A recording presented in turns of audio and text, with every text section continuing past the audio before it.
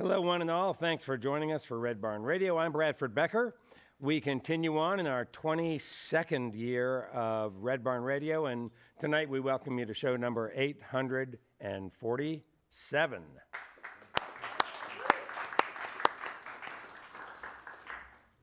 Cliff Westfall is a country singer-songwriter, a proud eighth-generation Kentuckian who grew up in the Ohio River town of Owensboro, the son of a police officer and a liquor distillery line worker. Now based in the New York City area, Cliff has worked and had the opportunity to record and perform with a long list of players from some of the most celebrated bands in Americana. Cliff's take on classic country themes has been compared to greats like Dwight Yoakam, Rodney Crowell, Robbie Fulks, and Elvis Costello. That's a good lineup. Tonight, Cliff joins us with his band, bass guitar and harmony, James Preston, Chris Luquette's playing electric guitar, and Taylor Floreth is on drums. Welcome, Cliff Westfall, to Red Barn Radio. Thank you, Brad. We're really glad to be here. It's a thrill. So we're going to open up with a song of mine called That's How You Fall in Love. This tune, like several of the ones we'll do tonight, is unreleased. We're hoping to record a record real soon, so this one will certainly be on it. Again, it's called That's How You Fall in Love, and I often want to point out to people, this is not a how-to guide, it is a cautionary tale.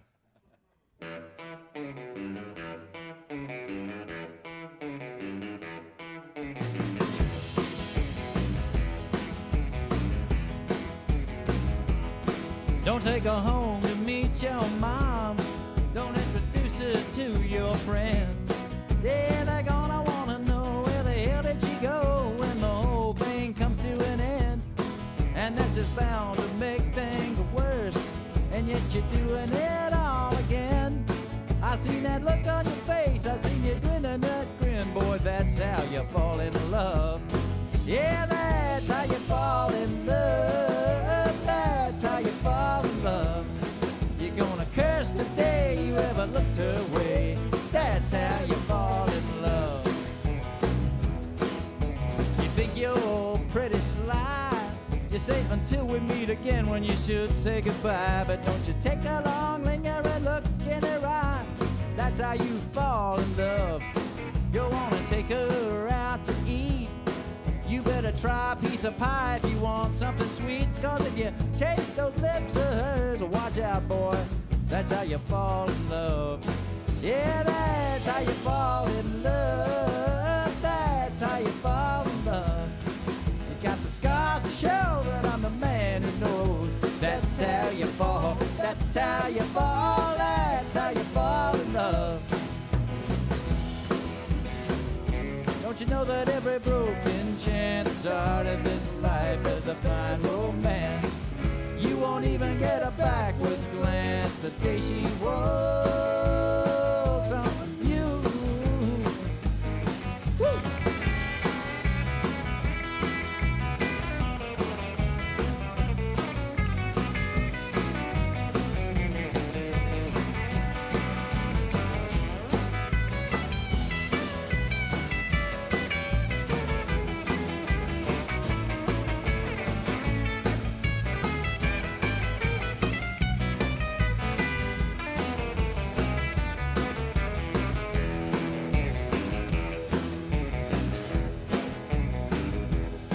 Now you can look, you can talk. Go on and take a little dog to the park for a walk. Careful you don't end up circled in chalk. Just another victim of love. 'Cause just as soon as you pretend that you can find your way out, you know you've gone round the bend. So if she invites you in, don't go, man. That's how you fall in love. Yeah, that's how you fall in love. That's how you fall in love. Gonna get too smart and break your own damn heart. That's how you fall in love. Yeah, that's how you fall. That's how you fall. That's how you fall in love.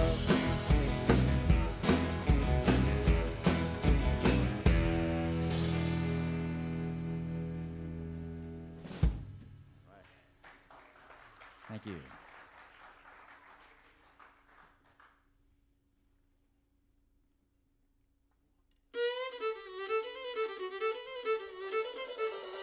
Good evening and welcome to Red Barn Radio.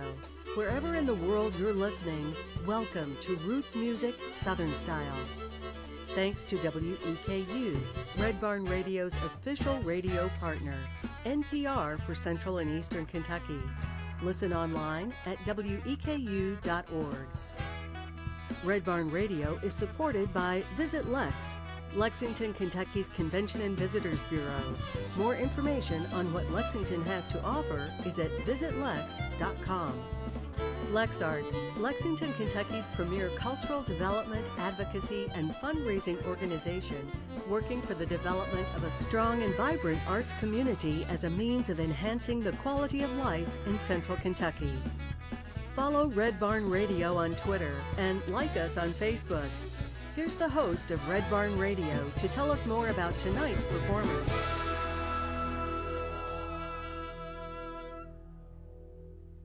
Our guest tonight is Cliff Westfall. Cliff's debut album from 2018 called Baby, You Win is, well, music to my ears. We've been playing the crap out of it in the house. The lyrics are chock full of the irony and cynicism and wit that make me love writers like T-Bone Burnett and Loudon Wainwright and Richard Thompson. The instrumentation is at times sassy and then just classically gorgeous. And does the music swing, you may be asking? Well, the answer, Forrest, is yes. It does. It swings.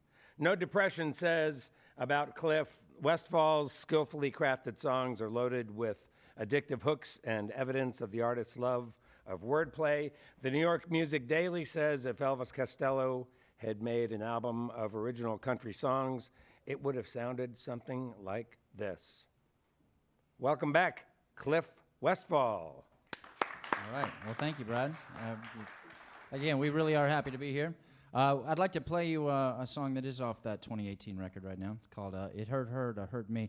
Maybe I should say of this that I have this theory that the great, there's one great country songwriter who is kind of pervades the work of everybody else, and that is the unreliable narrator, right? So anyway, look out for him in my songs, and particularly this one. It's called It Hurt Her to Hurt Me.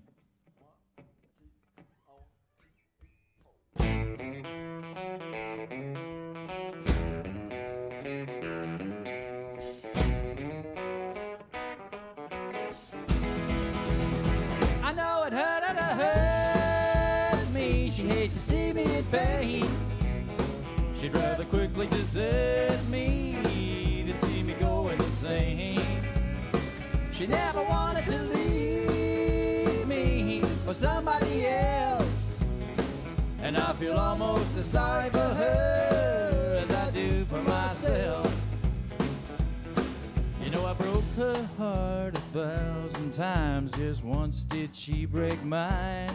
And I know she didn't mean to, she must have thought that I'd be fine. Well, now I'm no longer spoken for, but I've still got my pride. 'Cause I know the pain she put me through must be killing her inside. She wouldn't want me to suffer, she wouldn't want me to cry. She must think that I'm tougher than a regular guy. And I guess I thought the same thing till she proved me wrong. But knowing she still believes it is how I keep hanging on.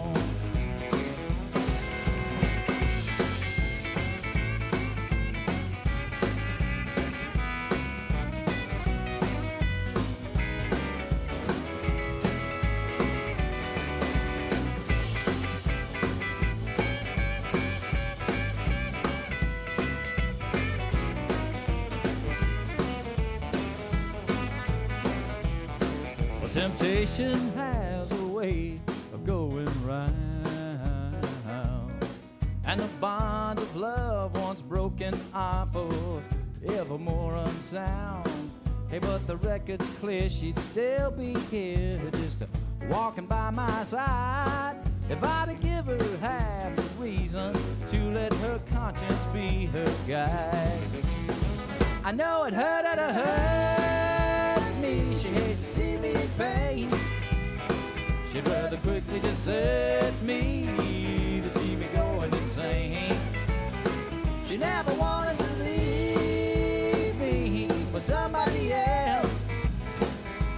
feel almost as sorry for her as I do for myself. No, she wouldn't want me to suffer. She wouldn't want me to cry. She must think that I'm tougher than all the regular guys. And I guess I thought the same thing, but she proved me wrong. But knowing she still believes it is how I keep hanging on. Yeah, knowing she still believes it, well, that's how I keep hanging on.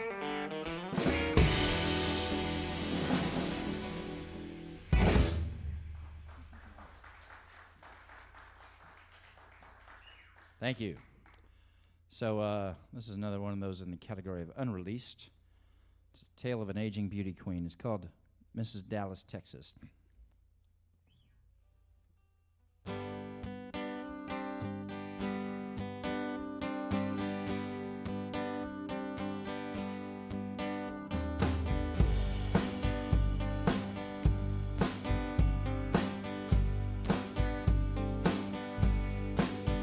She was Mrs. Dallas, Texas, back in 2005. Well, I was happy to support her if it made her feel alive, to enjoy the kind of admiration she thought she'd left behind. Well, she's Mrs. Dallas, Texas now. She's no longer mine. I was young when we were married, and younger yet was she. You know it's hard to have a baby and be the next homecoming queen. But she did what she was supposed to do. She put childish things aside, and I moved to Dallas County with a baby and a bride. But she had unfulfilled ambition. She had a face for a magazine. She had her sights on something that she had never seen. Waiting tables, waiting for the day that she'd see those footlights shine. She's Mrs. Dallas, Texas now. She's no longer mine.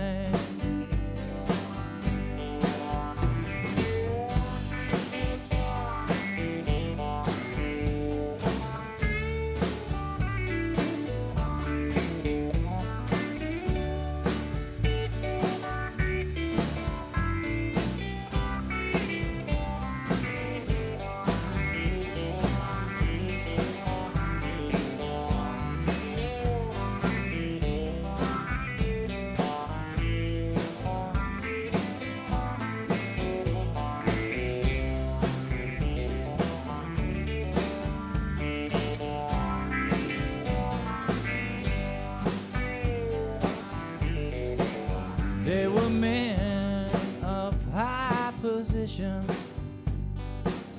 I thought she'd lost her way. Someday she'd ask forgiveness.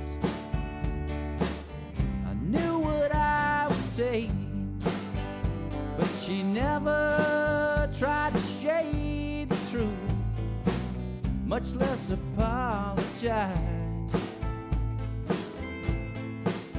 No, she's married to that city now, that city I despise, because she's Mrs. Dallas, Texas now. She's no longer mine.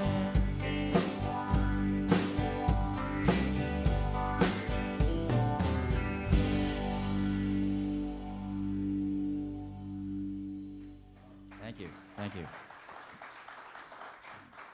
Well, we're just going to keep on with the brand new ones that nobody really knows yet, if y'all don't mind.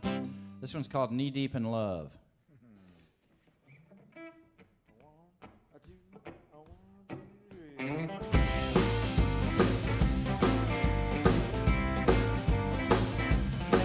She said, meet me in the alley. I told her I was gonna. I figured maybe we were gonna smoke some marijuana, but she kissed me on the mouth.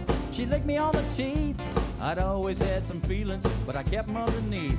Now they all come out in a tumbling mess, but I was damn good and ready to take that test. I said, baby, this is all so surprising. Baby, but I can see a new horizon. Oh, baby.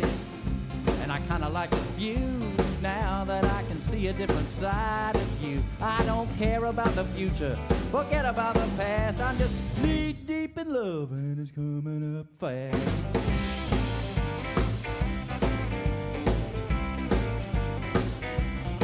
I said, baby, I've been waiting in the lost and found. I don't think my former owner's ever coming back around. So if you took me home, nobody'd call it wrong.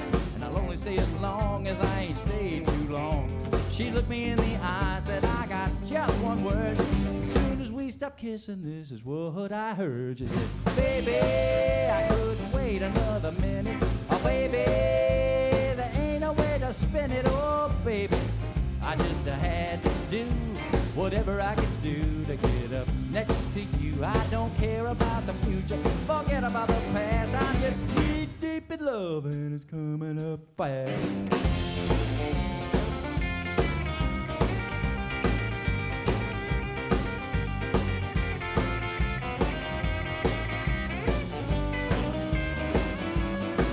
She said, why don't you come over, I could show you around. And if you let me up, you're gonna let me down. Well, my heart started thumping right out of my chest. I had a feeling I'd been more than a guest. I said, wait a minute, honey. I went inside. I grabbed my car keys and we went for a ride. I said, baby, this is all so surprising. Oh, baby, but I can see a new horizon. Oh, baby, I kinda like the view now that I can see a different side of you. I don't care about the future, forget about the past. I'm just knee deep in love and it's coming up fast. Baby, oh, baby, oh, baby, whoa, baby.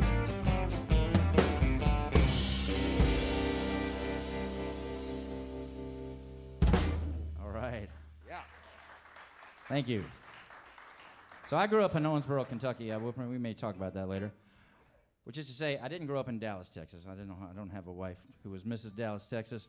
I'm also not Cajun, but this young man right here is Mr. Chris Luquette, which empowers me, I think, to do this Cajun dance number that I wrote called Trying So Hard.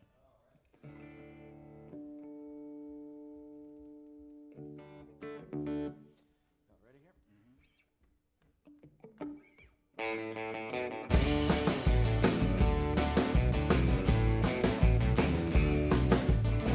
It would have hurt a lot worse if you weren't trying so hard. If you weren't trying so hard to hurt me. You really worked it at first, but now you played that card. Now you're just trying so hard to hurt me. When you lied into me, you know you take a running start just like you're ramming my ankles with a grocery cart. But there's a great big callus all around my heart where you've been trying so hard to hurt me.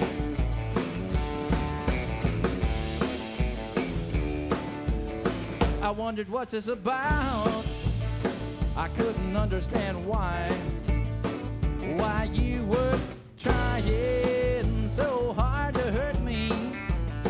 But once I figured it out, I didn't need to cry. You were just trying way too hard to ever hurt me. You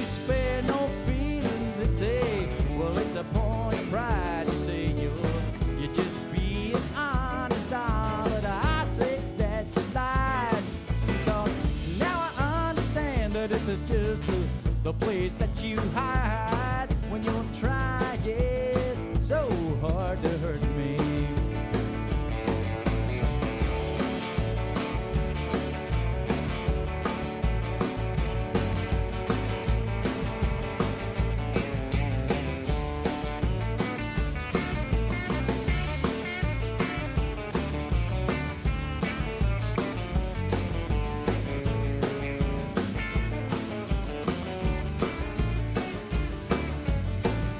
So transparent the way you're always willing to go. Well, I'm past the point of caring about what your ex-parents did. I should have known something that I should know. 'Cause now I understand it's just the place that you go when you're trying so hard to hurt me.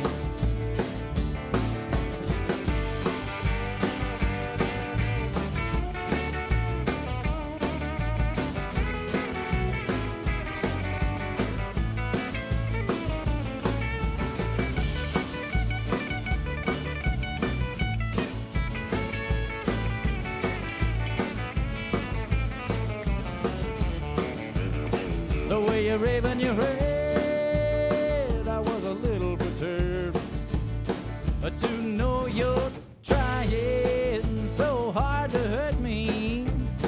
Now, baby, I'm a no saint, but I don't think I deserve to have you trying so hard to hurt me. Now, I don't know who might have done you wrong, but I'm standing here now. Honey, that man is gone. You just that grudge for just a little bit too long. Won't you stop trying so hard to hurt me? Oh, won't you stop trying so hard to hurt me?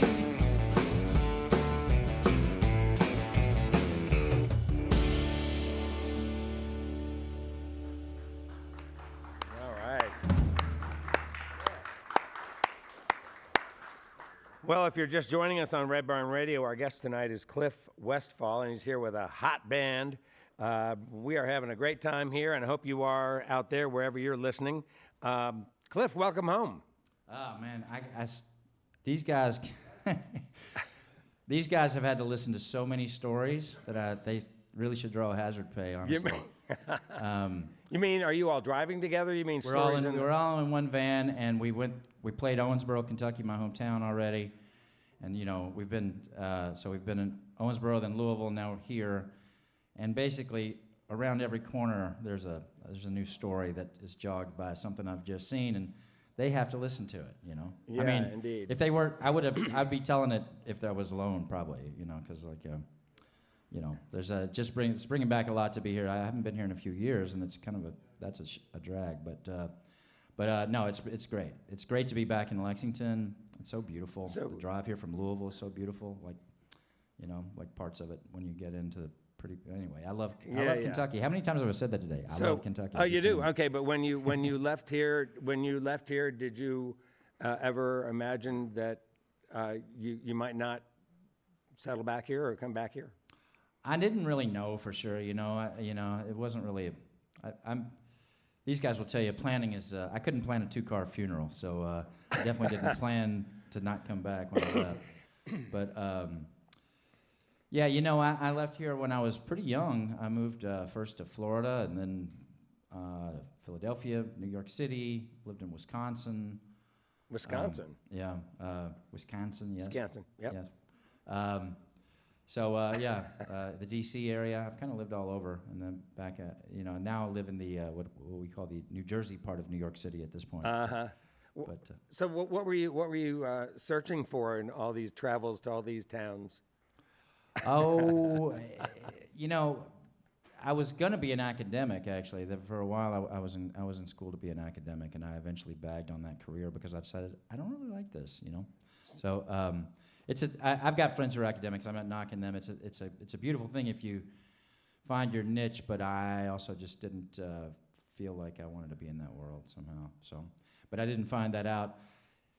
You know, actually, a good friend of mine is back there in the audience tonight, and he and I were in a band in college together, and I continued playing some music after that too. But I kind of feel like, oh, I should have just stuck with that the whole time, probably. But there's a significant gap where I was out of music. So. What were you studying in college? I went to grad school in sociology. Oh. Yeah. Another little factoid is on the way to doing that, I also became a lawyer. So, little side note there. But that's so far. Ambitious, are you? What's that? You're a little ambitious, are you? Well, you know, it was something to do. Kill some time.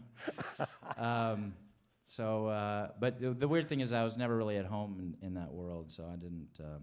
I wanted to be a musician the whole time, and I had friends who were musicians, and. Scott Llewellyn, you probably don't know. Scott Llewellyn's out here tonight. He's in the band 9 Pound Hammer. He probably doesn't know this at all either, but a while back, way back, I went with those guys when they were going to be playing a show at South by Southwest, and I was hanging out with them. They're good friends of mine. We're going to be doing a show back here in Lexington on this Saturday night with those guys, in fact. But I saw them doing it, and I thought, you know, I got to do this again. So it was truly inspiring, and it's a thing where it was like, yeah, okay. And I wrote a song. There's a song that we're not going to play it tonight because these guys don't know it, but I wrote a song come on, let's try it. Yeah, I wrote a song that I still would be willing to play if I had taught it to them. That on the car ride back to the airport, you know, as I'm driving my rail car back, and I was like, okay, I'm doing this now, you know. So I started writing songs, and now I've got a whole bucket full, and I need to get them out in the world. So that's what's going on. Well, you sure do. You sure do. I mean, there's some. That's an album full of dandies. The 2018 album. Thank you. Just love it. Every single one has a hook that's memorable. Just terrific. Hey, I wonder if you could go back to your memories of Owensboro. Mm-hmm. Got a great musical history there. I guess we got Monroe, I guess, is probably Bill from Monroe's near from there, right? Right near there. He's from Rosine. Everly's. Well, one thing that I take some pride in is that, I mean, maybe it's unearned pride, but pride nonetheless. I learned not all that long ago. This is actually going to be a good segue into the next song we're going to do too when we get there. But I learned from Ancestry.com not too long ago that I didn't even, you know, these things get lost, right? But my great-grandfather, Silas, my son is named for him, but Silas Allen was born in Rosine, Kentucky, which is where Bill Monroe is from. Right around this, you know, one of Bill Monroe's classic songs is Uncle Pen. Yep. And that man, Pendleton Vandiver, is just about the same age that my great-grandfather would have been. So I like to think that in a town as tiny as Rosine, my great-grandfather had to have known Uncle Pen, so that's kind of cool to me. But, you know, there's a lot of great music that's from there. I mean, the Everly Brothers are from nearby. Merle Travis is huge. Yeah, right. And actually, I got to say, we played a club there called Brasher's Little Nashville over the last weekend, and Andy Brasher is the owner of that. He's a really good singer-songwriter himself, but they've just got a cool scene happening again. It's nice to see it. I was really impressed, and they were gracious hosts for sure, but also just like, wow, this place is popping, so. Yeah, so did you, excuse me, let me just reach down and grab this. Did you grow up aware of the musical heritage of your area? I mean, who was spinning the platter in your household? Well, my dad controlled the radio. My dad was pretty strict disciplinarian in general. The saving grace was that he didn't pay a lot of attention. So the way you got away with things wasn't that he let you do them; it's that he failed to notice most of the time. So that was helpful. But when he was looking, you had to watch out.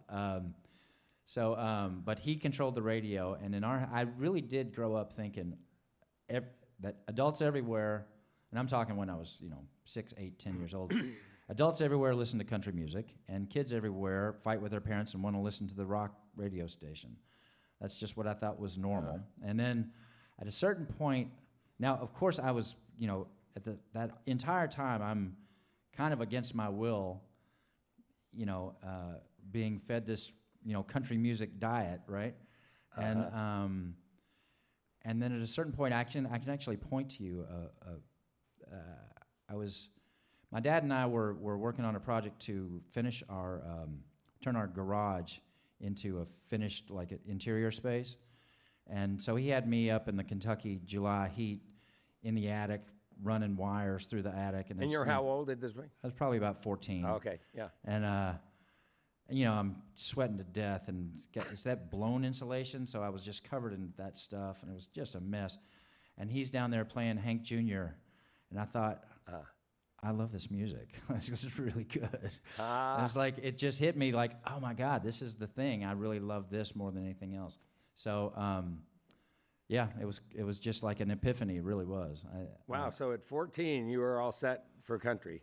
Right. And now the thing is that I was never just country. I mean, I love, all kinds of rock and roll still, and I love classic R&B, and I love old early jazz, and there's a. Well, yeah. I think most musicians you talk to love a lot of stuff, and I'm certainly in that camp. But yeah, I fell in love with country music in a really real and hard way, and thought.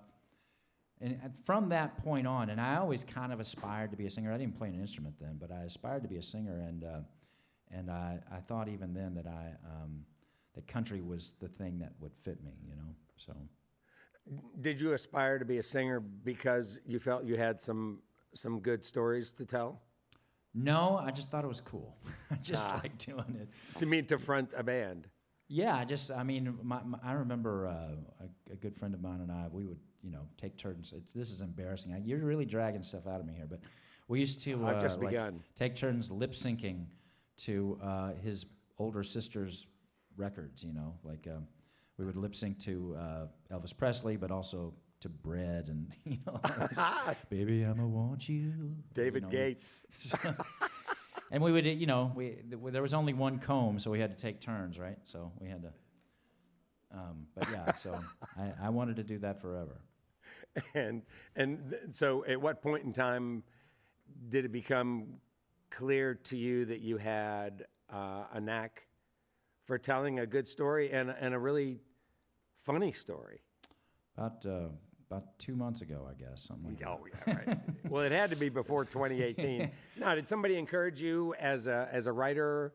Not really. No, I wouldn't. I mean, yes and no. I mean, like I say, I was always in a world. I was always. I had been in bands. I knew a lot of musicians, and I liked hanging out with musicians and being in that world. And a part of it was just like seeing them and thinking.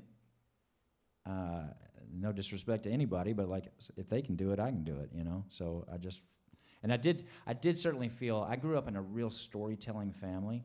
Anybody who knows me well will tell you that that I'm fairly talkative, first of all, but secondly, the way that I talk is not. I don't even know what other people talk about. My version of talking is to tell you a story. Like that's what I do. So. I don't really. It's funny because I never thought of my songs as story songs, but now that when I step back and look at them, of course they are, right? I mean, it's right? Obviously they are, but that's not what I think of, though. I mean, I didn't set out to do it that way. It's just coming out that way. So. Yeah, they're not really tales. Right. It's not Wreck of the Edmund Fitzgerald, right? No. So. No, it is not. Yeah, right. And so as far as the sound, as far as the sound that you want to get, that you want sort of bolstering your songs, right? Has it always been this sort of old rock and roll, old country rock and roll? I think so. Yeah, from the 50s. I mean, when Dwight Yoakam's records, when his first record came out, and Scott Weiland back there will tell you this too, but we were all just blown away with it, but by it, I should say. Yeah, me too. You know, it was just a huge deal, and it felt to me like that's exactly what I want to hear, right? Like, and so, yes, I see. There's a lot of different ways to do country rock, right? Country rock is at this point is like kind of what most country is country rock at this point, but there's a whole that can mean a million different things.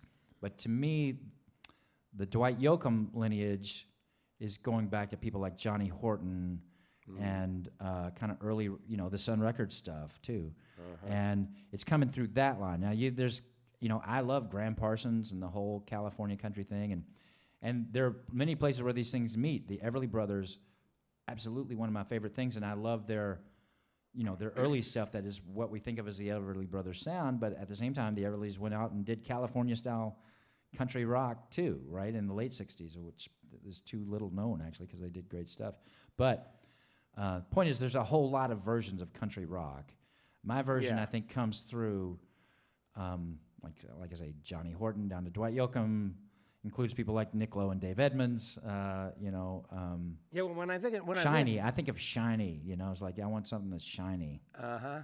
When I think of Dwight Yoakam, you know, I the guitar, you know, Pete Anderson is just indispensable. Amazing. I mean, that sound. Yeah. Dwight Yoakam albums, honestly, wouldn't draw me in if that wasn't there. I mean, there's a lot there, obviously, without, you know, Dwight alone, but. Right. You know, and it's the same thing that Chris is doing, you know, today for your music. Absolutely. So you know, it sounds like you well, right. So intentional about that. Sorry to cut you off, but That's all right. So one of the, I have thought about this a lot. I don't know if I can put it into words exactly, but you know, to me, the goal is the songwriting side, to have that sound like a really old classic standard. Insofar as you can do that, that's an easy trick to pull off, but to try, right? To do that, but then to have it kind of be played by a rock band, you know. And I mean, we're doing country. Don't get me wrong, but like to get some of that, you know, oomph in there, and so I like to. That's the you know, I call it what I do, electrified honky tonk, right? And so I'm trying to get that honky tonk feel. But I don't consider what I do to be classic country. So a lot of people do. I get tagged with that sometimes, and I mean, I'm not mad at it. I'm glad people are listening, but I don't think that's what it is, you know. Yeah. So. Let's get back to some more music. All right. Let's get back to music with Cliff Westfall and his band on Red Barn Radio. Thank you. Well, that I started to say this earlier, but one of the songs that I wrote not too long ago is deals with the fact I learned that I had 3 great uncles. They were that man Silas Allen that I mentioned. They were his uncles, my great grandfather's uncles. 3 of them were killed in the Civil War before he was born. But there was Ewan Leach, Granville Allen, and Theophilus Allen. I think that's how you say it. Maybe it's Theophilus. I'm not sure. I love that name. He was killed at Chickamauga, where we played just recently. Anyway, they came from Ohio County, Kentucky. They fought for the Union, like most Kentuckians did in that time. There's a line that Kentucky waited until after the war to secede that I read somewhere. But when they went to muster in at Owensboro, they had to travel under cover of darkness because you could get killed on the highway, not because they were at war yet, but because it was now just open season and open on grudges, right? You could just take anybody out if you felt like it. And so this song is called "They Don't Call It Murder, Now the War's Begun."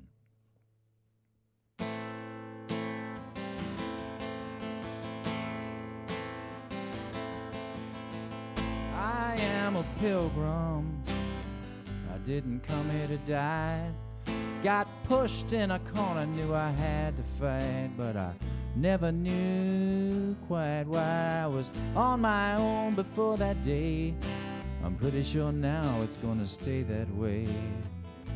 It's true, I guess I've had my fun, but they don't call it murder now the war's begun.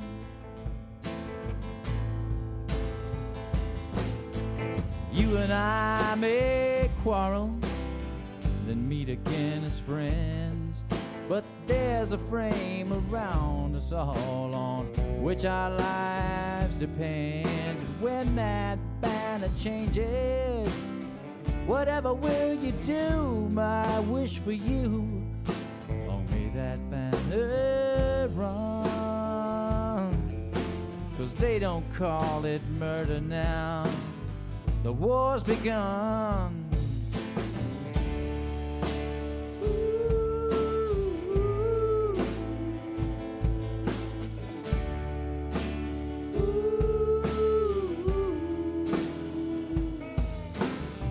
When that banner changes, whatever else you do, remember they don't call it murder now, the war's begun.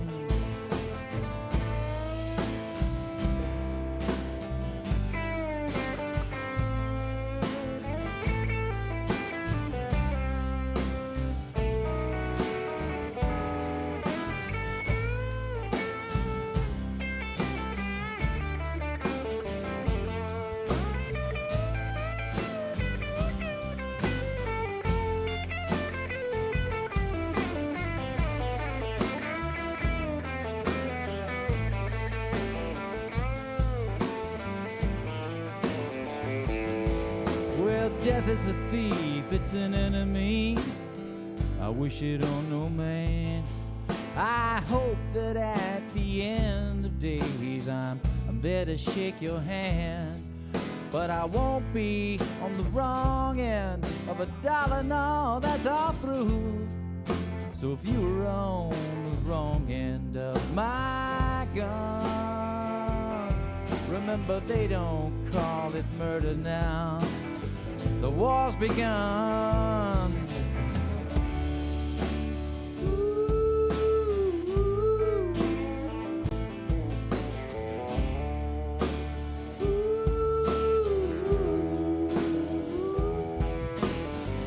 When you see my blue steel just shining in the sun, remember they don't call it murder now, the war's begun.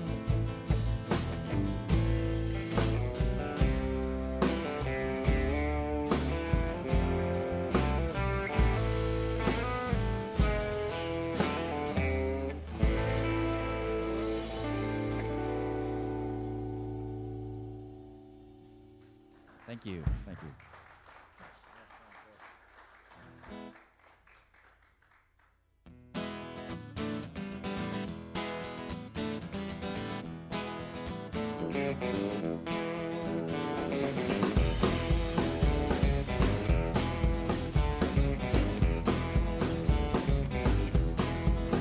Well, this town sure seems awful small with your big mouth breathing all the air. Even if I have to crawl, I'm headed for a better place somewhere, where nobody calls me names or thinks that I'm somehow to blame, 'cause they don't know the difference between love and shame. Yes, I'm throwing in the towel on peaceful coexistence. Call me anything that you want to, just as long as you're calling me long distance. Or just someplace out of earshot, that would be a great vacation spot for me. Maybe I'll just stay where I don't know a soul, they just let me be. 'Cause you got that old mean mouth and I'm down to my last nerve. I think a little R&R, well, that's just what I deserve. I'll say one thing for you, gal, you're sure as hell consistent, but call me anything that you want to, just as long as you're calling me long distance. Well, the grass is always greener, but the grass where you ain't standing seems the greenest. You know, it sure would lift my load to keep an area code in between us.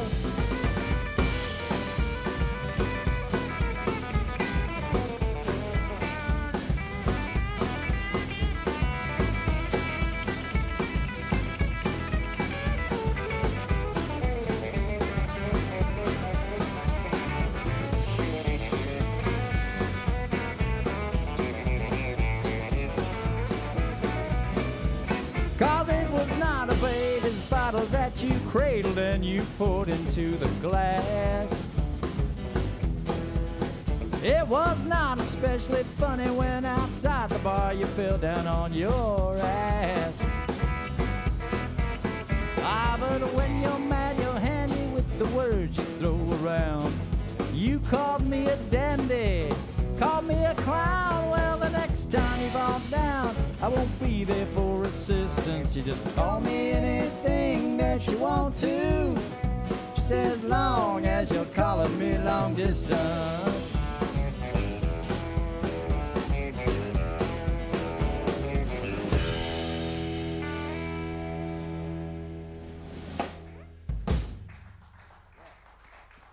Thank you. So we'll do one more. Here we go. More than one more, but one more right now. How's that? I grew up loving trucker music. That's one of my many musical loves. And I always bought these compilations and everything. And this one was not on it because I wrote this one, but it's the only trucker song I got so far. 20 tons between the bumpers, 18 wheels keep a-rolling on. I'm a short time leaving, I'll be a long time gone.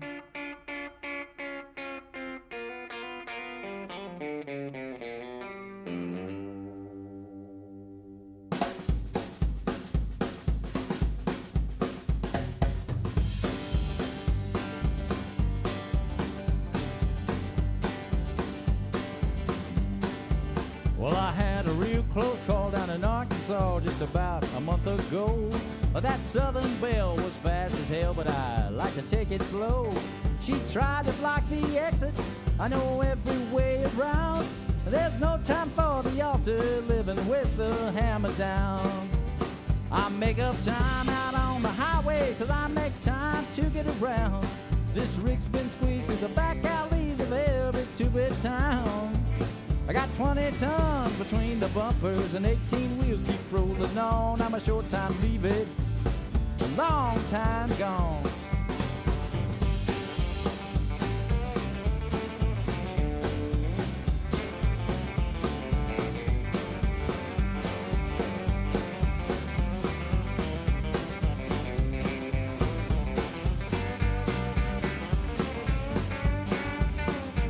Well, the husbands wonder why the dogs don't bark when I roll up.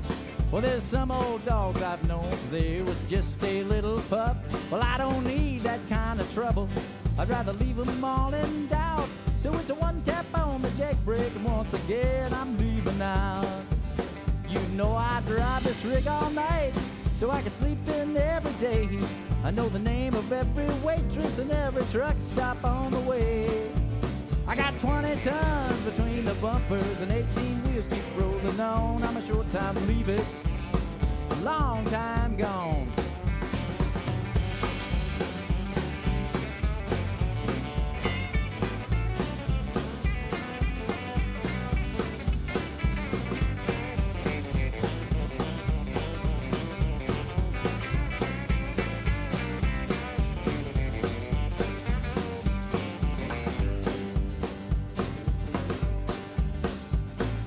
Detour, that's my middle name. Driving's what I do.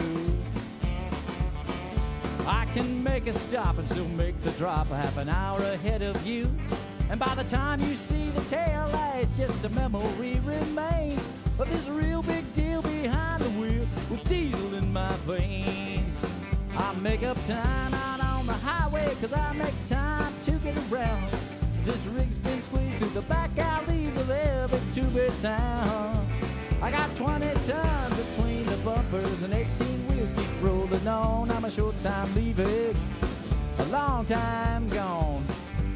Well, there's one ahead for everyone behind. I got a whole lot of love in just a little bit of time. I'm a leaving. I'll be a long time gone.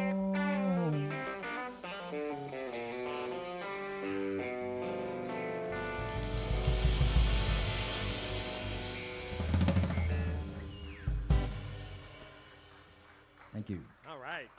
brief intermission.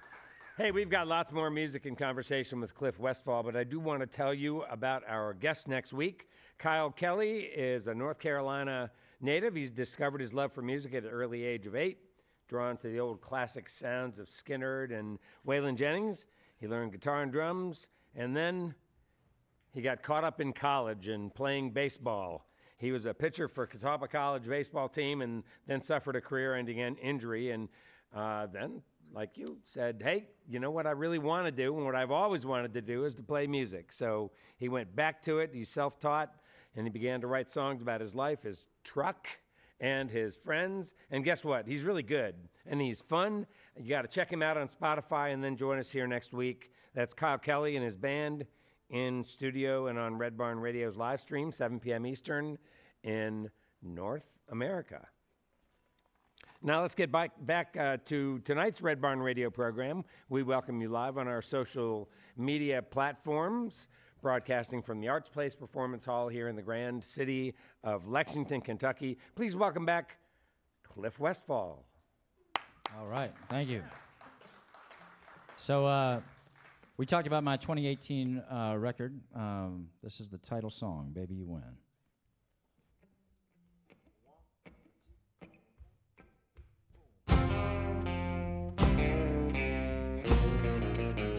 Well, I'm giving up, I'm giving in, I'm a giving back this cracker-jack advice I got from a so-called friend about standing up.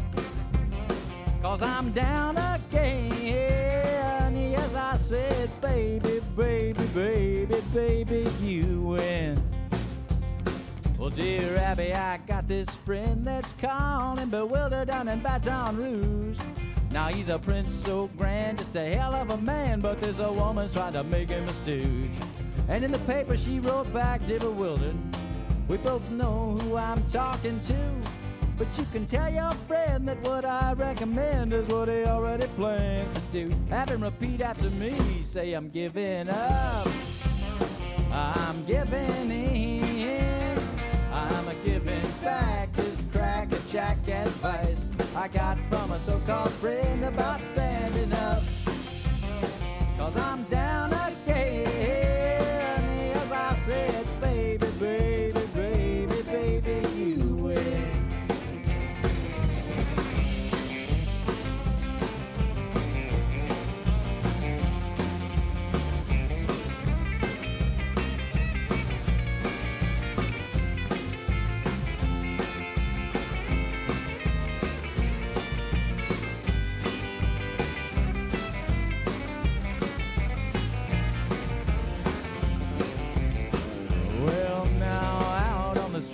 The city today saw this gorilla about 800 pounds, and nobody knew what she was gonna do, but she was throwing her weight around.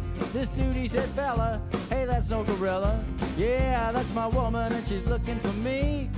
And he climbed down off that bar stool, he got down on one knee, and I heard him say, said, I'm giving up, I'm giving in, I'm a giving back this cracker-jack advice I got from a so-called friend about standing up. 'Cause I'm down again, yes I said, baby, baby, baby, baby, you win. Yes, I said, baby, baby, baby, baby, you win.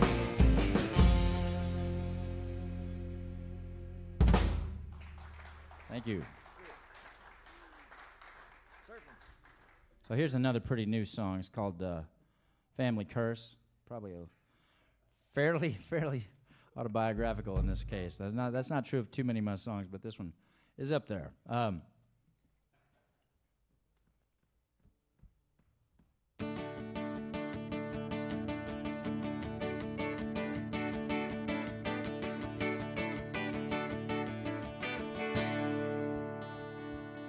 I never needed much, just a little more than what I had.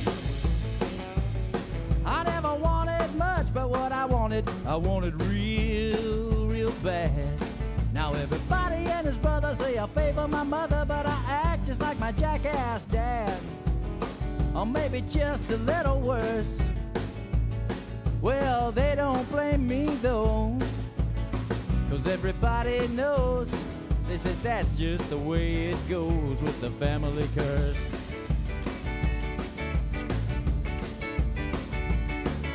Mama liked to bottle, Daddy liked to gamble, and they fought with both guns blazing. The only thing I ever seen, the two of them agree, I never got above my raising. No, they'd be the first to tell you.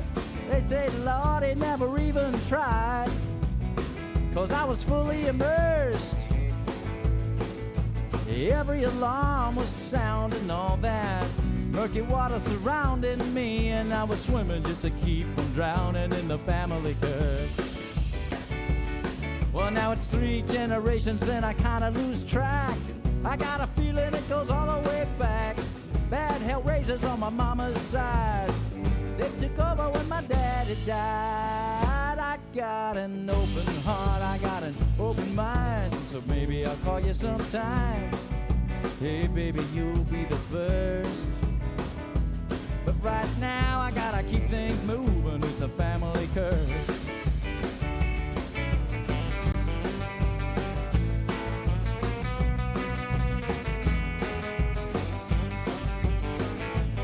I never seen the lights of New York City till they hit me in the eye.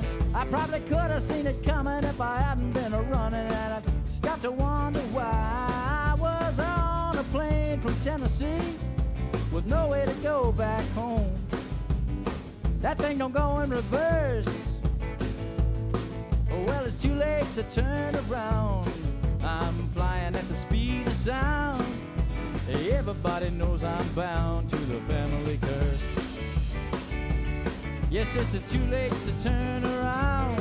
I'm flying at the speed of sound. Everybody knows I'm bound to the family curse.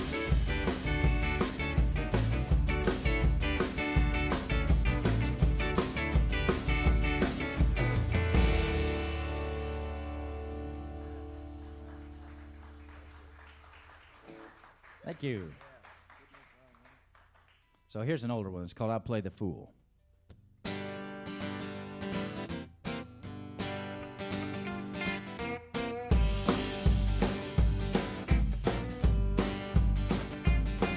Well, you may need somebody, Lord, to help you pay the rent. I see you sleeping on the street. I won't ask you how my money's spent. You can preach predestination. You can preach about free will. Get a lot of big donation and then stick me with the bill. I'll play the fool. If you want, I'll play the fool.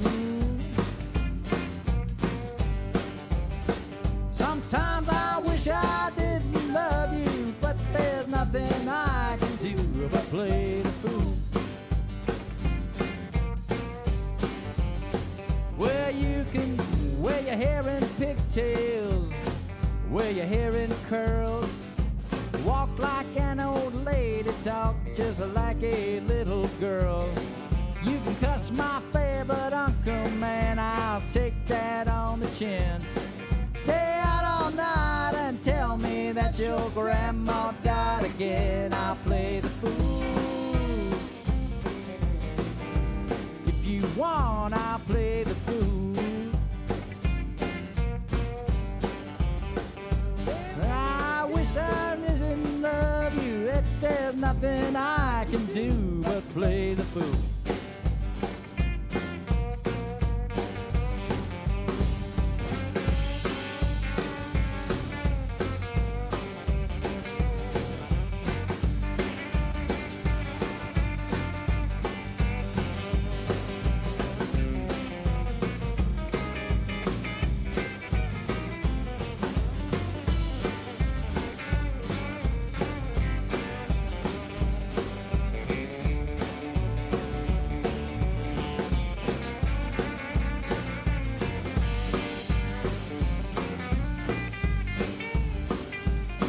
Well, you can say that blue is orange, and you can say chartreuse is yellow.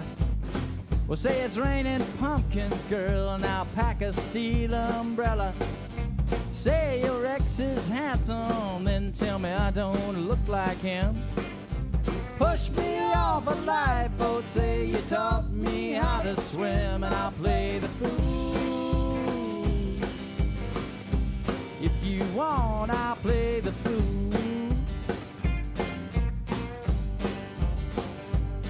Well, I wish I could refuse it, but it's really up to you if I play the fool. I won't ask too many questions, I won't need no talking to, I'll play the fool.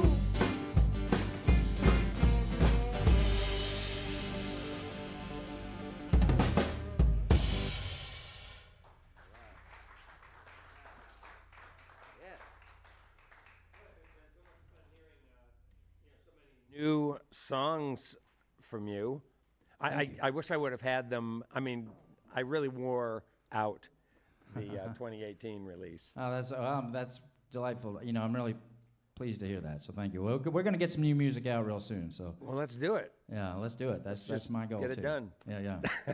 I'm ready. I'm ready. I've got more songs than one album will hold. So that I want to get out into the world. So probably about 2 albums worth actually already in the catalog. Oh, I bet you do. Huh. Well, I was wondering, did you write Family Curse after getting on that Ancestry.com? Was that what came out of that? Yeah. Because I don't think I'm going to do that now. Well, that they don't call it murder really came out of the ancestry thing. The family curse came out of lived experience, shall we say. Didn't go back too many generations. So. Yeah, that's right. Yeah, and That's it's great really tune. true. About 3 generations is where it stops, right? It's Yeah. like, we don't really know much beyond that, so. And we'd best not. Yeah, could be for the best. That's Yeah. right. Hey, why don't we introduce everybody else? I would love to do that. Yeah, why don't you introduce your guitar player and your bass player briefly, and then give a very elaborate introduction for the drummer, because he's the only one who doesn't have a mic. I'm going to call the others up to the mic to talk a little bit. Okay, this is Chris Luquette on lead guitar. Originally from Seattle, Washington. He really comes out of the bluegrass world, and in the country that way. Not that they're so far apart, but he's an acoustic picker extraordinaire. Hey, Cliff, let me show you something really quick. Yeah. It's a running joke we have. I was giving him some guitar lessons. You're all in the earlier. band now. So, all right. So that's Chris Luquette. All right, Chris. James Preston here on the bass. Hello. Both of these guys live in Brooklyn now, by the way. James Preston has been playing with me for quite a while and singing the harmonies with me and stuff. Yeah. So, it's great to have him as well, from Cambridge, Massachusetts originally. I believe I've got that right. And then back here we've got Mr. Taylor Floreth on the drums. Just take off on him. Yeah, so Taylor is, he used to live up in the New York City area. That's how I got to know him. My 2018 record, one of the guys that played on that did probably half or a little more than half of the lead guitar work on that, was just an extraordinary player named Scott Metzger. And Scott's he's huge in the jam band world, is one area where he's big, but he's played with all kinds of famous people and does a million different things, and he's brilliant at it. Taylor was in an instrumental trio with Scott and had probably played with him in other contexts too. I'm not so sure about that, but they had an instrumental trio called Wolf. And Taylor was in that when I needed a drummer in a pinch one time, and Scott was like, let's bring in Taylor. So anyway, Taylor and I were off to the races after that and became thick as thieves. So we used to hang out quite a bit. And then he went up and moved to Nashville on me. Yeah, I know. That's what I said. The nerve. But anyway, we've got him back in the catbird seat tonight, so we're really happy to have him. All right. Well, thanks. Let's go start with you, James. You doing some nice vocals there. Thank you. Yeah. Where'd you learn to sing? Oh man, I come from a big singing family. Like my dad's side of the family, like everybody sings. So I just grew up with like these big long family sing-alongs where everyone was just singing harmonies. And what were you guys singing? Were you singing like folk songs? Yeah, or hymns, yeah, stuff like that. Yeah, actually, I have a band I have a family band called the Press Tones. Oh, which nice. is pretty much just me playing guitar and whoever else has an instrument playing, and then everyone singing. But we only play family weddings and funerals. So there's a chance you'll never get to see us. So when somebody sings a melody, can you right away pick up the harmony? Real quick. Yeah, I got a good harmony ear from my family, which sort of helped a lot. But Always been a tenor? I've had to move around a lot. I've had to really I had a great vocal teacher who a bunch of my friends went to named Jim Carson, who gave all of us these exercises to do, and where you can really sing a lot lower and to sing a lot higher if you really work at them. So I've had to expand to sing with different people, like whether it's singing lower harmonies or singing higher harmonies. But I have to sing really, really high with Cliff. So it takes some warming up, and I can't go out and lose my voice at the bar after the show. Yeah, right. Yeah. Tell me. And you always play bass? Yeah, I went to school for bass. I'm definitely a bass player. I play some guitar and some keys and some other things, and yeah, I love bass. You went to music school? I did, yeah. Tell me about that. Oh, it was fun. Actually, Taylor and I went to the same school. It's a little school in New York called the Collective, but no, I love playing bass. I love nothing more than getting to play with great drummers, which Taylor is certainly one of them. Every bass player loves one. Yeah, and everyone needs a bass player in New York City, so it's great. I get to do it with a lot of people, and I feel very lucky. And can you play a lot of different styles? Can you play jazz? Yeah, I can. I went to jazz school, but I never pursued it. So I can fake my way through. Like, me playing jazz now is maybe like me playing the cocktail hour at someone's wedding every once in a while. And I love playing charts. I love getting to walk through charts, but it's something I never really went after. But I can fake my way through jazz when people aren't really listening. Play upright? Do you play some upright? You know what? I played a bunch of upright in school, but I never bought one. And I feel like New York City, this is not an excuse, but New York City kind of kept me from really pursuing upright, because I just see these guys like hauling them around the city on the subway. But no, I was always really attracted to the electric bass. But I played a bunch of upright, and I still pick one up every once in a while. And I'm planning on getting one at some point, but they're quite expensive and huge, and you need a bunch of extra room in your apartment for one. If not an extra person, right, to help you maneuver it around, right? Yeah, so that's a long, rambly no. Yeah, right. Yeah, I guess in New York, for an instrument that size, you'd have to add an additional like $400 a month or something to your rent. Yeah, or have a practice space, or right.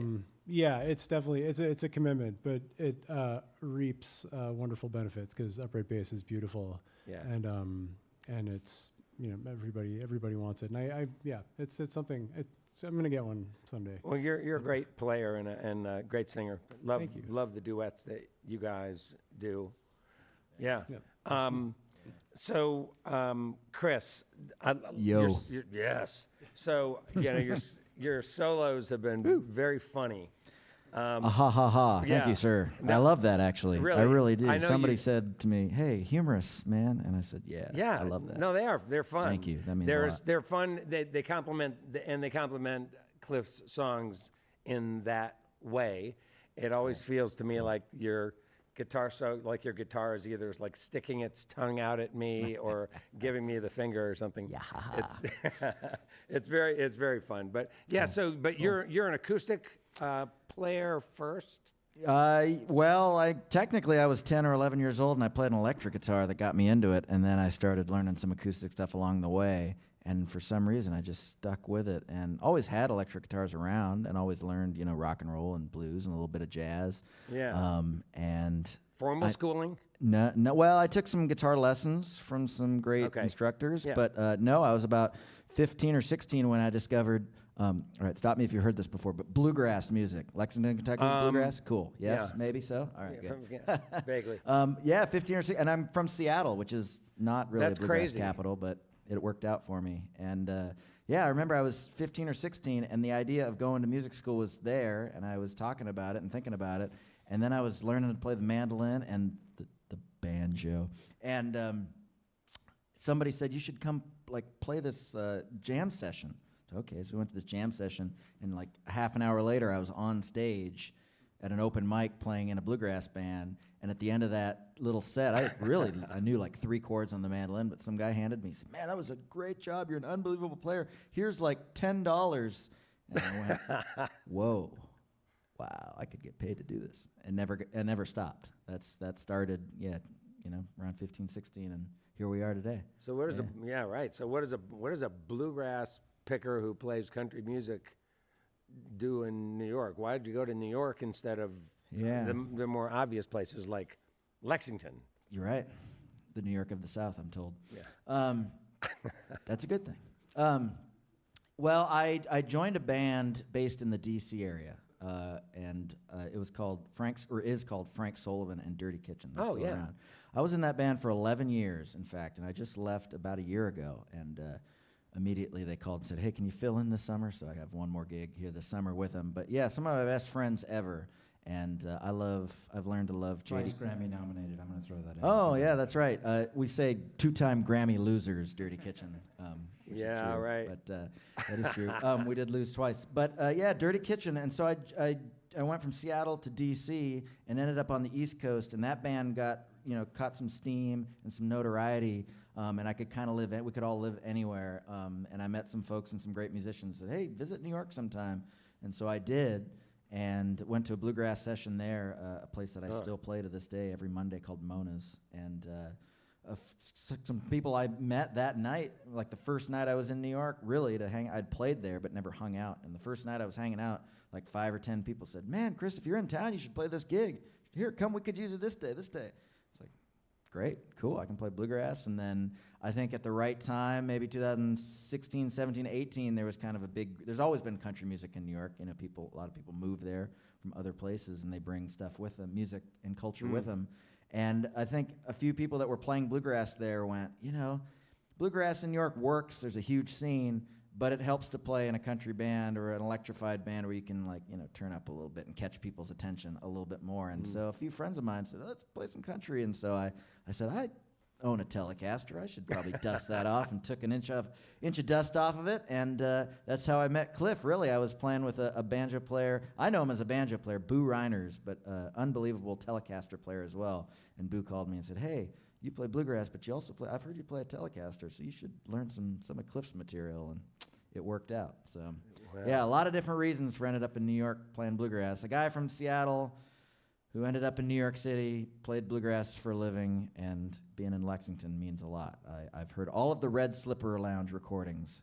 All right. What those are. Yes, indeed. If you know, you know. So, yeah, J.D. Crowe and bluegrass and Kentucky, it's really great to be Red here. Barn recorded J.D. Crowe early on.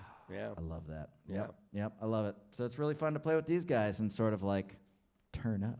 Well, yeah, no, it's great. It's a great sound. Thanks. Yeah. Hey, Cliff, how long did it take you to make that first album of yours after you finally said, "Okay, I'm back"? Did it take you like a couple of weeks? Yeah, about. We were in the studio 9 days total. Okay. That included mixing. So. Were you picky in there? I was. Yeah, it was a. Recording is a series of arguments, right? Recording is not fun, right? But I mean, it's fun. It has moments that are really fun, but it also has moments where it's like, I think that takes better, or Yeah, right. I think what you're doing there is really stupid, man. No, we didn't say that. We didn't say that. But we did say, Actually, I will say there was one track, the track "Baby You Win" that was on there was the only one where I went home and listened to the rough mix the night after we recorded it, and I came back and said, "Guys, I'm sorry, but we're just gonna have to start from scratch on that one. Like, just throw that out and start over." And nobody was very happy to hear that, but I stuck to my guns on that, and we did, and I'm glad we did, actually. And in fact, the other guys were too. Once we kind of heard the new version, I was like, "Yeah, that's better." It's just a slightly different tempo and a little more zip in it or something. I don't know, but yeah, it's. I mean, the stakes are pretty high. I mean, the stakes are, you get one shot at it. Right? You're in there to do it and do it right, and so everybody, I worked with a guy. That album was listed as having 2 producers. One was the owner of the studio. His name is Bryce Goggin. He's better known in the kind of the indie rock world, where he's worked with the Ramones and Evan Dando and Fish. He's kind of like all over that world, but he's done a lot of stuff with a lot of big shots. So he's a little older? Yeah. But he's not that old. He's in his 50s, I guess. Okay. But he, which is not that old. No, it isn't, is it? But he was a producer, and then this guy Graham Norwood, who is a very good friend of mine, who also plays on that record, was listed as a producer. But essentially, it was a series of arguments between, first of all, the guys who played on that record, none of whom are with me tonight. But that's the other great thing. One reason to be in New York, just to be clear, it's a little bit like New York and Nashville, right? I've not really spent any time in L.A.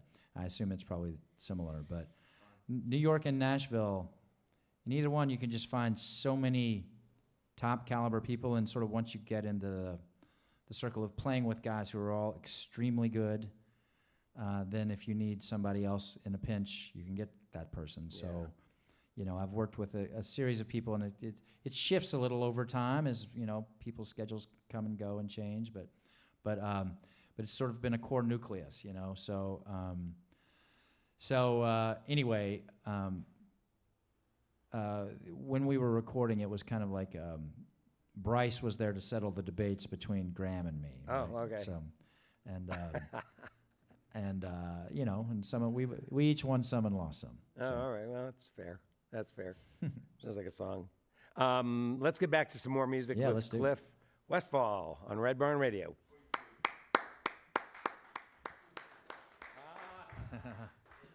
I'm afraid I wish I could. That's not on our list today. We're going to do this one, which was got me into the Merlefest songwriting competition when I was a finalist there. So it's called More and More.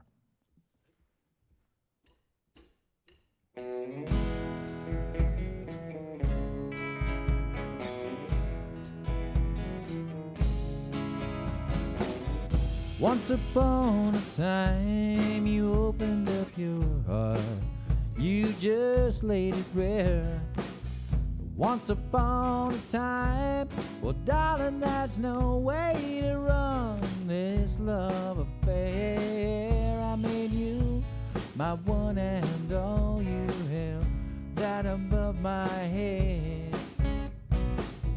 Girl, you tried to make me crawl, and now I have to walk instead. There was a time when I could not resist your sweet caress, but more and more I love you, less and less.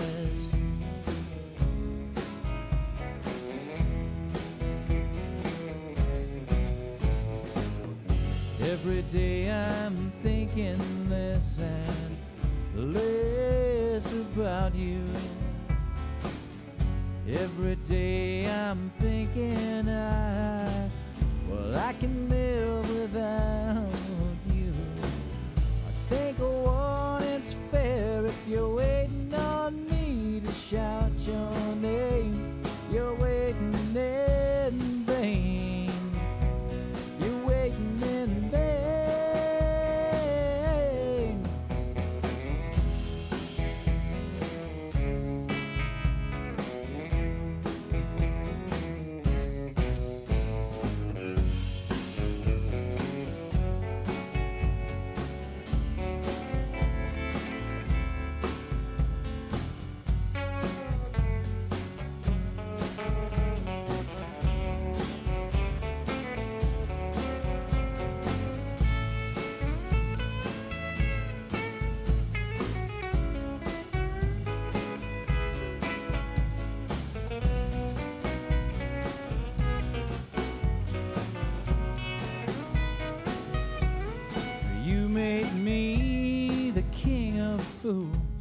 Was that to pay me back for making you my queen?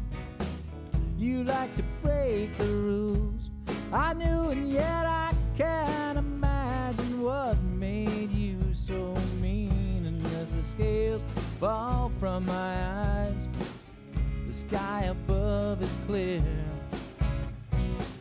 I think someday we'll both realize the turning point was here. Yes, you asked a A loaded question, a loaded answer, I'll confess. But darling, more and more I love you, less and less.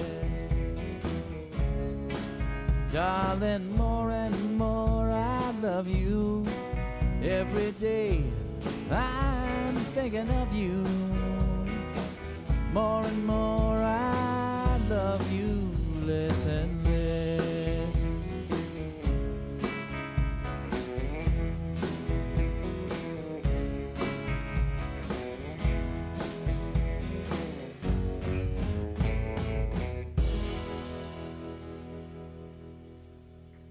All right, thank you. So we're going to do a couple more unreleased ones, and then, well, here we go. This one's a sideways love song, I would say. It's called Messing With My, I'm sorry, wrong name. It's called We Deserve Each Other. We won't do Messing With My Heart.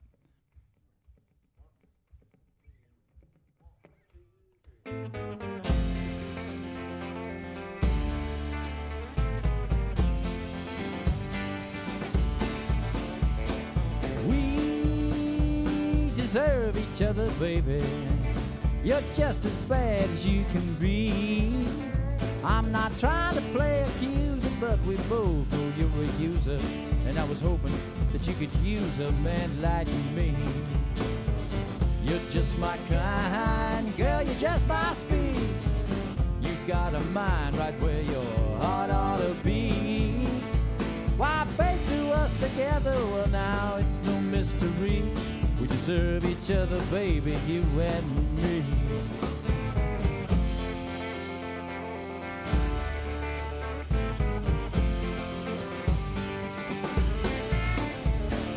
We deserve each other, baby. Who knows what's coming around the bed? It's a world of hate and greed. Here we sit in love and need. But maybe you could watch the fireworks with a friend. I'm on the level, girl, I'll give you what you need. But you got starry eyes from chasing after destiny. Well, we just making love, we're not making history. We deserve each other, baby, you and me.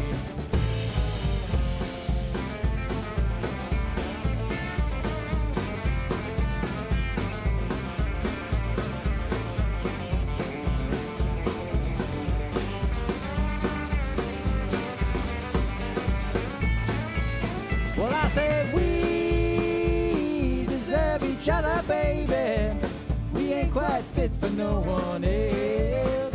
You got rambling on your mind. You best believe I'm right behind. 'Cause I follow you right through the gates of hell. You're just my kind, girl, you're just my speed. You got a mind right where your heart ought to be.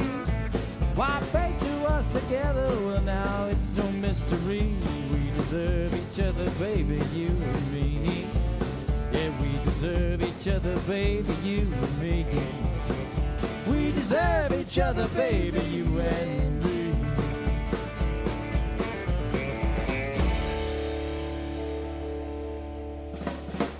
All right, thank you. All right, we're going to do one more song here called Messing With My Heart. That's the one I started to announce before. I just get so excited about this song, that's all. This song is a song, it's a threat of credible violence. No one was harmed in the making of the song. No actual violence happens. But there is the incipient threat, I'll admit that. It's called Messing With My Heart. Here we go.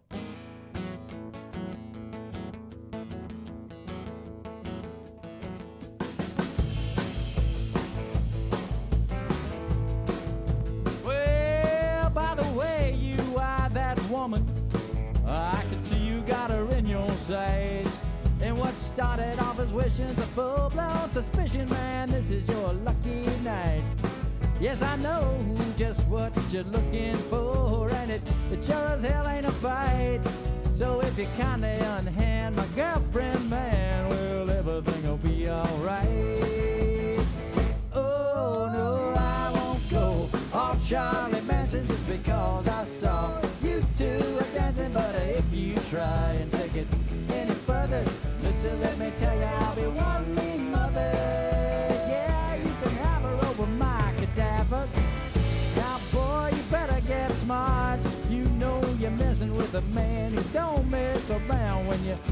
messing with my heart.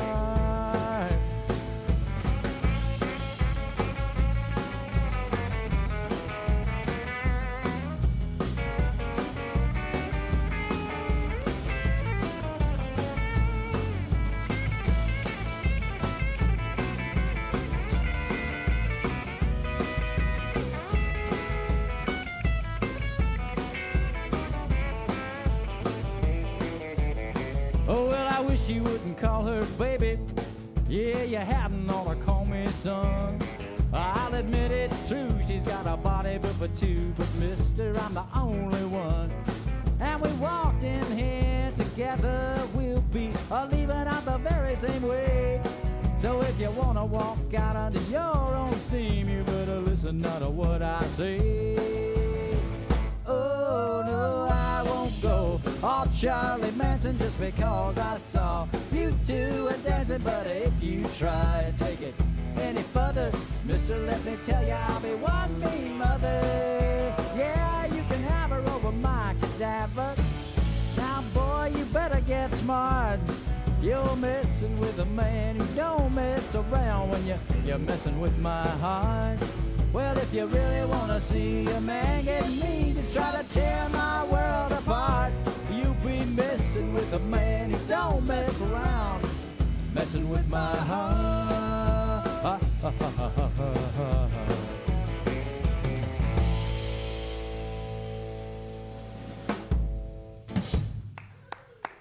Thank you.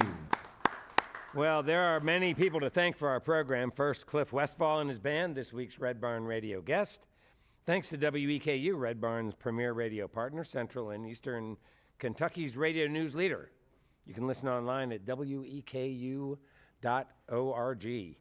Those of you here in the Central Kentucky area, you got to be sure to check out Red Barn TV. It's our weekly program of music, now on ABC 36 WTVQ. Red Barn Radio comes to you from our home, the Arts Place Performance Hall here in Lexington, Kentucky. Our website has updates and further information on our guests on our program. We're on the web at redbarnradio.com. Now, before we close out tonight's program, let's bring back Cliff Westfall and band to do one more for us. All right, thank you very much. Yeah. This song is called Off the Wagon. It is on my 2018 release. Here we go.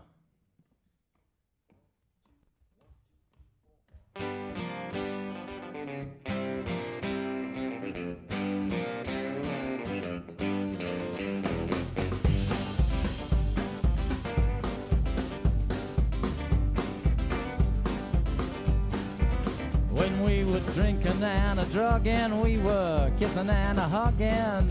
Friends all got together. They said, man, I think they're bugging. So they staged an intervention at which we forgot to mention that I kind of love the choir, that we weren't there to pay attention. Well, I got the cure for all of our ills. We go together just like booze and pills. So baby, let's fall off the wagon once again. Well, now rehabilitation kind of killed the conversation. Everything that we said just seemed to need an explanation. And when baby, what you holding turned to fussing and a scolding, well, didn't take too long before we found who wants to roll in. Well, no more jacks, no more jails. We go together just like booze and pills. So I say, let's fall off the wagon once again. 'Cause with your bloodshot eyes and that bleach blonde hair too, you know rock bottom sure looks good on you, baby. Well, now I'm clean and sober, but I got a broken heart. Wasn't now I meant to make a brand new start. Well, now love is the drug that really kills. You know we go together, baby, just like booze and pills. So I say, let's fall off the wagon once again.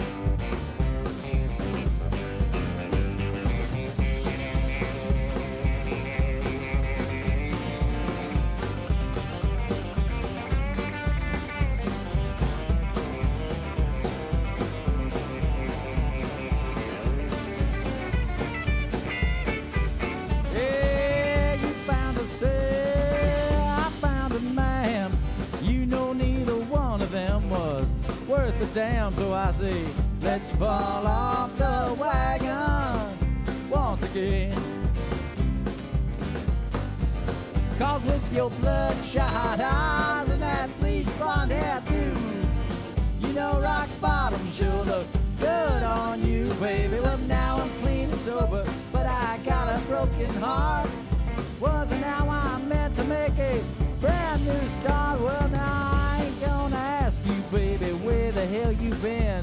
You just come on back, help me make some homemade sin. And I say, let's fall off the wagon once again. Yeah, I say, let's fall off the wagon once again.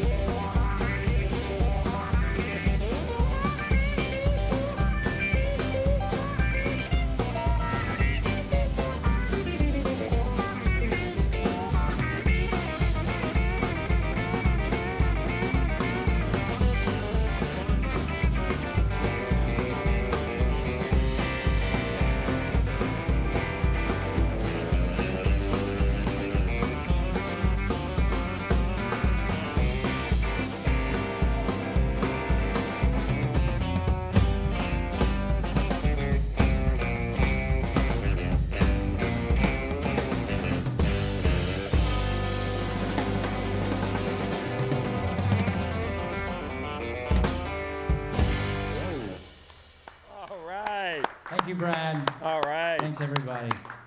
Cliff Westfall and Hot Band. Well, that's all for our show for this week, folks. You can see and hear Red Barn Radio worldwide as we stream live on the web and on YouTube, Facebook, and Twitch, Wednesdays, 7 p.m. Eastern in North America. You can also listen online to archive performances on all of your favorite streaming platforms. Remember, folks, every like, comment, share, and subscribe helps bring roots, music, Southern style to your neck of the woods. From all of us here at Red Barn Radio now to all of our friends worldwide, let's stick together, let's appreciate each other, and let's join up again next week for another great evening of music and conversation on Red Barn Radio. Good night.